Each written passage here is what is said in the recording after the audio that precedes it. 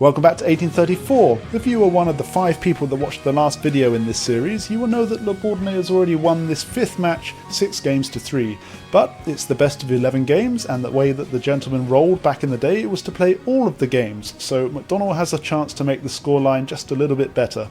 Today's guest commentator is Baldric. Welcome back. Let's begin. Le Bourdonnais opens with e4, we have e5 in response from McDonnell, knight to f3 attacking the pawn, knight to c6 defending it, bishop to c4, bishop to c5, and of course Le Bourdonnais goes for the Evans Gambit. And as everybody knows, all gentlemen must accept a gambit. Of course, McDonnell is a gentleman, so he accepts. Le Bourdonnais chases the bishop away by playing c3, so it goes back to a5, and now he takes the time to castle. d6 from McDonnell, letting the light square bishop out, and d4 leading to a pawn exchange in the centre.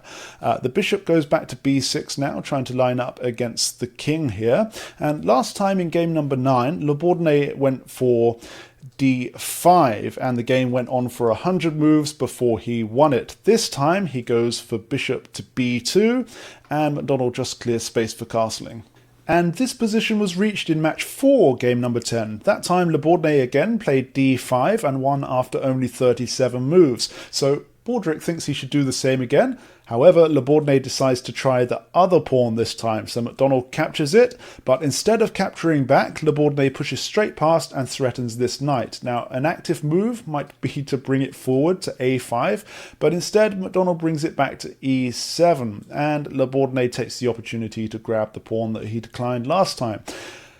However, he's still 1 pawn down because of the gambit, so what happens now? McDonnell decides to castle and Le Bourdonnais messes up his kingside pawns. From here, Le Bourdonnais continues to develop normally, bringing his second knight out, and McDonnell just pushes f5. Queen to d2 now from Le Bourdonnais, perhaps trying to get on the dark squares to threaten the king. A good move for McDonnell might be to bring his knight out to g6, but he decides to bring his king to the corner first.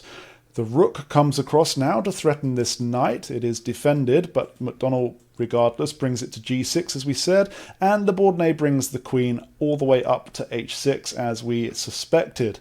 McDonnell decides to add another defender by bringing his queen out, and now we have knight to e5 building up. Now, everything is pretty well defended up here on McDonnell's king side, so perhaps trying to get some counterplay with the bishop here would be a nice idea, but McDonnell decides to offer the queen exchange instead. Le Bourdonnais exchanges the knights first, which fixes McDonnell's kingside pawns, and then accepts the queen exchange. And Le Bourdonnais is still the gambit pawn down, but let's see what happens next. We have rook to e7 with check, so the king moves out of the way. Le Bourdonnais continues to press McDonnell's position, bringing the knight up to double attack the pawn, so McDonnell advances it to attack the knight, but of course this pawn captures it, and now McDonnell has an isolated pawn. Although it is an extra pawn, he's still the gambited pawn up. Le Bourdonnais continues to push into the position, bringing the knight up to d6, threatening this bishop, but McDonnell decides to be a bit more active this time and brings the dark square bishop up to attack both of these pieces. But Le Bourdonnais just plays his knight up to f7. Baldric suggests capturing the rook here, but of course you can't do that because it's check Baldric. So what does McDonnell do? He can't advance to here because if he does, the bishop is coming back, giving another check, and both these squares are covered by the knight, so you'd have to advance, you'd get another check, you'd come right up to h3, and now it's checkmate with, the king covering this square, bishop covering this, and of course the knight delivering the fatal check. So he can't advance up the board here, he has to go back to g7. The rook is still under attack from the bishop, so Le Bourdonnais moves it somewhere safer. We have bishop back to b6, attacking the rook again, and so the rook comes back across to e7. King to f6 now finally unpinning from McDonnell, and now rook on f to e1, giving the rank 7 rook some backup. So McDonnell threatens this second rook with his bishop, but Le Bourdonnais just lifts it out of the way to the second rank, which gives McDonnell an idea. He has the opportunity to get his second rook into play by threatening back rank checkmate. However, Le Bourdonnais spots it and makes an escape route for his king, but McDonnell gives him a check on the back rank anyway, and of course the king moves up to h2. Now from here, a fine move would be rook to b2, you'll probably end up exchanging the rooks. For example, the white rook captures directly here, the black king recaptures at the top of the board, or even if white does some other move, then McDonnell can initiate the rook exchange on e2. However, McDonnell does not go for this rook to b2 idea. Instead, he brings his black bishop down to b4 to threaten the uppermost rook. But this is a massive blunder. You'll notice that the black king is completely hemmed in by the rooks and this pawn. So after the knight comes to g5, what happens? He's threatening a fork here. He's going to pick up the uppermost black rook after the check. And there's not much that McDonnell can do about it. If he tries to get the rook to safety first, then it's instant checkmate. The king is dead. The rook here is protected by the knight. Okay, what if he tries to capture the rook with the bishop? Well, the fork is still on here. There he is, getting hammered. And after the king moves, you're not going to capture the rook straight away. You're going to bring the white rook up to capture this bishop, protect the knight. So after the king moves out of the way now, you're picking up this rook. And of course, the Bourdonnais is just completely winning. So what does Le Bourdonnais do in this position? Well, he misses it. He goes for rook to c7. So is McDonnell off the hook for now? Let's find out. Le Bourdonnais is threatening his pawn, so McDonnell brings his rook across to c1 to threaten the bishop. Now, knight to g5 is still on. If you play this, you're going to accept that McDonnell is going to fork your king and your rook. And you're going to block with your pawn and let McDonnell have the rook. Now, the fork from the knight is still on, and after the king moves, of course, this rook is coming up again and completely crushing the king in the corner here. He can't move up to h6 because it's going to be checkmate quite quickly. I won't take you through this line. I'll take you through the one that happens if you go into the corner. The rook is captured, and now Le Bourdonnais is threatening checkmate with the rook on h7. So the only way to defend this for McDonnell is to capture the pawn and give a check, giving up your own bishop. And then you're going to get checked with this. You're going to move up to here. You're going to allow McDonnell to reveal a check from the bishop up here.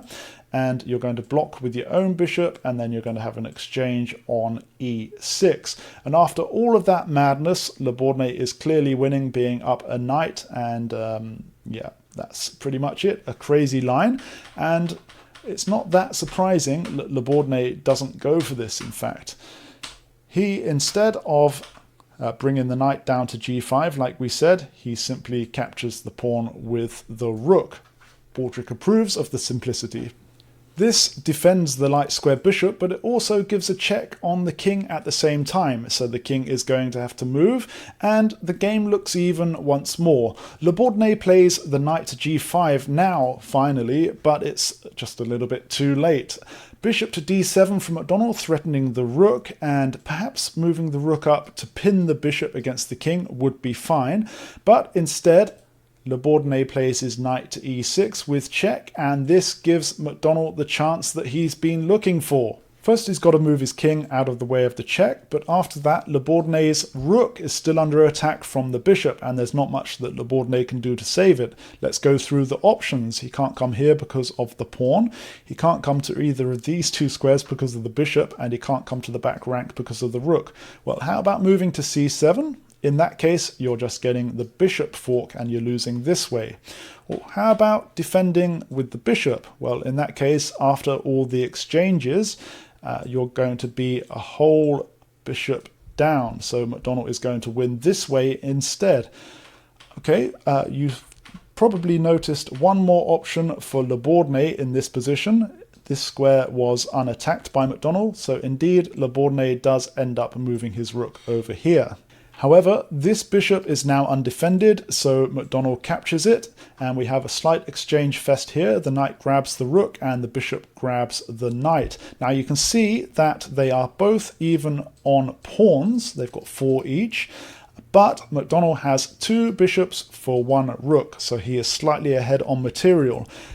In addition to this, they both got a pawn loose each, so they both grab them. The rook grabs the pawn on a7, and the rook here grabs the pawn on h4, which actually comes with check. So the king has to move. Can McDonnell corner the king? Maybe going behind the pawns would be a good idea for Le Bourdonnais, but he decides to move in front of them. So McDonnell continues pressing the king with a pawn check here, and you can't capture because of the rook, obviously. You can't go back, again, because of the rook. So you're going to have to move forward to the only square f3, but now comes bishop to c6. And again, the king can't move at all. You can only block with the rook. And so the bishop captures the rook, the king captures back, and now bishop to c5.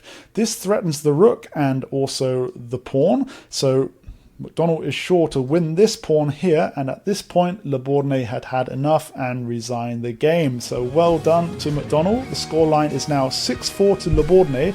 Great job from McDonnell coming back from losing in this game. They now have one left to play in this fifth match, so join me again next time to see whether McDonnell can bring it all the way back to 6-5. I'll see you then.